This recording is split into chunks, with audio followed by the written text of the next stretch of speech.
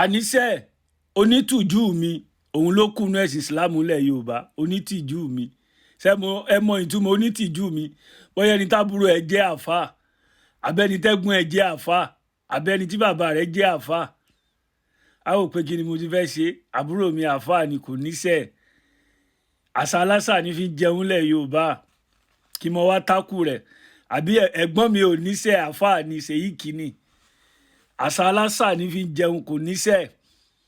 Báwo ni rẹ nìyẹn ti fẹ́ kúrò nínú Islam tàbí sọ pé onítìjú mi ló kù nínú Islam? Saheed Òṣùpá sọ̀rọ̀ ibi tí Saheed Òṣùpá bá ojú orí wọn dé lénìí.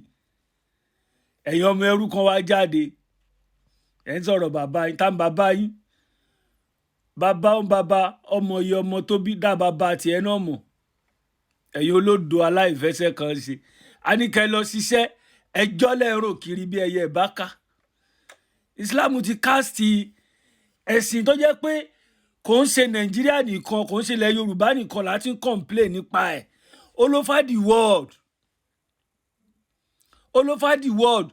Ní àná on the 5 April 2026 náà ìdìpọ́tì ọmọ Pakistan kan ní Tàló lórí pé ó sọ pé Islam allow àwọn láti fi ọmọ ọdún 9. Wọ́n dìpọ́tì ẹ̀, ó ti wà ní Pakistan báyìí. Kí lẹ̀ ń sọ? Ẹ fẹ́ dìfẹ́ǹdì irọ́, ẹ fẹ́ dìfẹ́ǹdì ẹgbẹ́ òkùnkùn, ẹgbẹ́ apààyàn. Òṣùpá wá sọ̀rọ̀ pé kò sọ ní àbáyọ nínú Islam, ìkónilẹ́rú lásán ni, sàkámà ń jẹ ni. Ẹ wá lè sùn, ẹ lè wo mọ́. A dẹ̀ ń béèrè lọ́wọ́ yín, àyà wo la lè kà nínú Kùránì tó máa yìnbọn lùyàn tí ò ní wọlé? Súrà wo, fásì wo, Quran fásì wo la lè kà tó máa sáyẹn ní àdá tí ò ní wọlé nínú Quran? Ìwé tí ò sí gbàlánú rẹ̀, wọ́n kàn gbéwé onílùú wa, wọ́n gbé tẹ̀ onítẹ̀wá, wọ́n ní káwọn ọmọ ọ̀ka. Ẹ̀yin kan wá kóra yín jọ ẹ̀ níṣẹ́, wọ́n láwọn àáfàá Ṣèyí kì í máàmù dọ̀túrú àfẹjọ́. Ẹ jájọ gbọ́ ohun tí Saheed Òṣùpá sọ lẹ́ẹ̀kan sí. Ẹ jọ̀ọ́ ẹ jẹ́ kí gbogbo wa kájọ wo fọ́nrán King Dr. Saheed Òṣùpá yìí. Ọjọ́ tó kò sọ yẹn méjèèjì. Ó wà very important, kì í ṣe fẹ́ǹsìkì. Búlú sọ méje, àtàrí méje.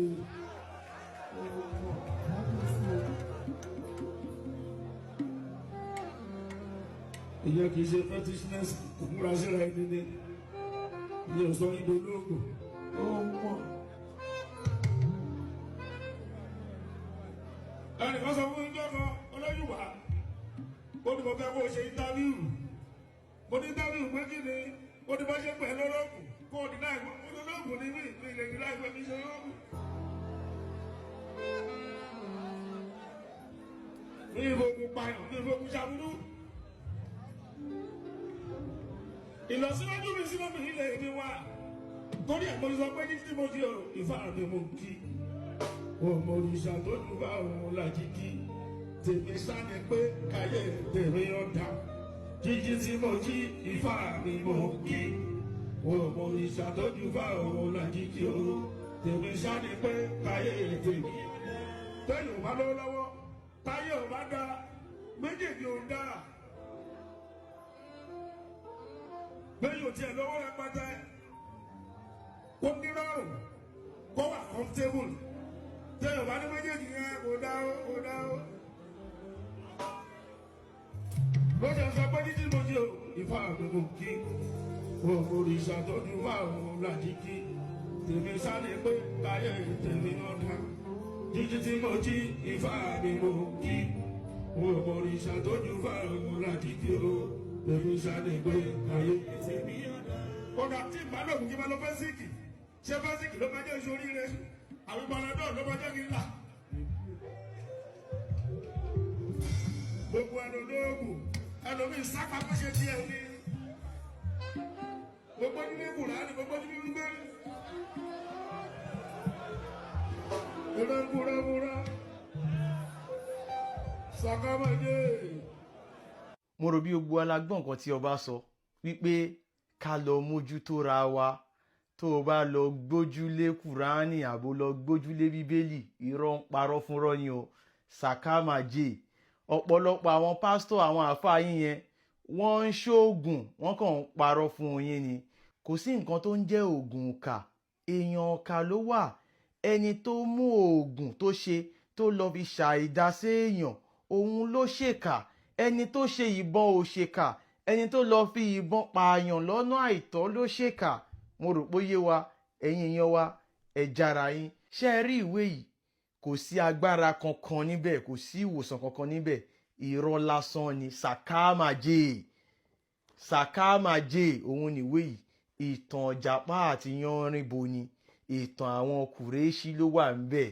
Ìtàn bó ṣe ń jagun gbalẹ̀ ló wà ńbẹ̀. Ọba náà ti já yín, ẹ jára yín. Allah kò kí ń ṣọlọ́run Olódùmarè, èrè lásán ni. Gbogbo wa la rí bí wọ́n ṣe lọ pa wọ́n ní Jos pẹ̀lú bó ṣe ń pariwo Jésù Jésù. Ṣé ẹ rí wípé nǹkan kan ò ṣẹlẹ̀? Ẹ kàn máa pariwo Jésù, wọ́n á dẹ̀ máa pa gbogbo àwọn èèyàn. Tán fi máa pa gbogbo àwọn èèyàn tán, bó ṣe máa pa wọ́n tán nìyẹn. Ẹ lọ jára yín. Wọ́n gbé ẹ̀sìn yẹn wá láti wá gba agbára lọ́wọ́ wa.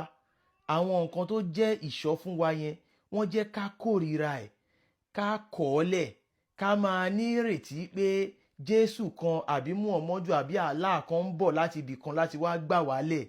Irọ́ lásán ni o. Ṣé ẹ rí àwọn nǹkan tẹ́ ẹ̀ ń pè ṣe ló dàbí kinní yìí? Bẹ́ẹ̀ pé Allah kẹ́ pé Allah nígbà 7 million. Kinní yẹn rí kò sí bẹ́ẹ̀ fẹ́ pé kò lè dá yín lóhùn. Irọ́ lásán ni. Bẹ́ẹ̀ gẹ́lẹ́ ni Allah náà ṣe rí. Àwọn nǹkan tiwa gangan tó jẹ́ tiwa tó ń súnmọ́ wa bí iṣan ọrùn, àwọn orúmọlẹ̀ wa, ibẹ̀ la máa lọ láti máa lọ pè wọ́n. Ẹ̀yin èèyàn wa ẹ lọ dira. Táwọn eṣin kan kú tán lọ pa wọ́n ní Jos, wọ́n ti wà káàkiri gbogbo ilẹ̀ Yorùbá.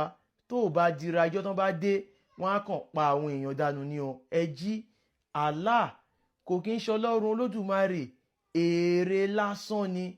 Paracetamol 10 naira ó lágbára ju Allah lọ. Ìwé yìí irọ́ lásán ni, sàkámàjè ni. Ẹ jára yín. Ìtàn lásán ló wà ńbẹ̀. Kò sí agbára kankan ńbẹ̀, kò sí ìwòsàn kankan ńbẹ̀. Téèyàn kan bá fún yín ní kinní kan pé kẹ́ ẹ lọ máa kà á, yín pé kinní kan máa ṣẹlẹ̀ sí yín, nǹkan tẹ́ ń wá ẹ máa rí. Irọ́ ló ń pa fún yín. Iṣẹ́ òun lògùn ìṣẹ́. Ẹ jẹ́ ká lọ lé nǹkan tó bá ń ṣe nílé wa ni ká lọ máa bá wọn ṣe. Ẹ lọ dira, ẹ lọ ṣoògùn, ẹ ṣòkígbẹ́, ẹ ṣe fọ́bọn, ẹ ṣayẹta. Ó ń bọ̀ àwọn làádẹ́ẹ̀dẹ́.